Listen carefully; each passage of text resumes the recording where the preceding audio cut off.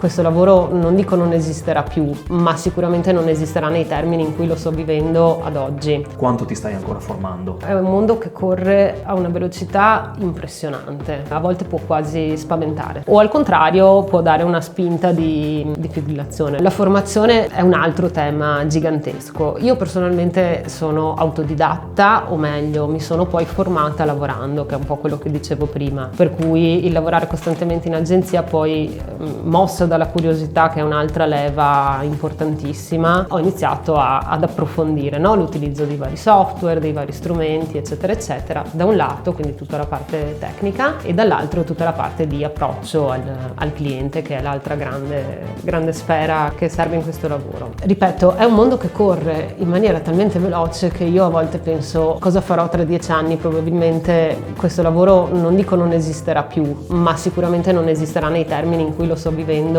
ad oggi. Dove andrà? Si possono fare delle ipotesi, e a seconda della sensibilità di ognuno e della capacità di visione deriva anche la capacità di rimanere efficacemente nel mercato e quindi di sopravvivere con più o meno successo, ecco, diciamo così.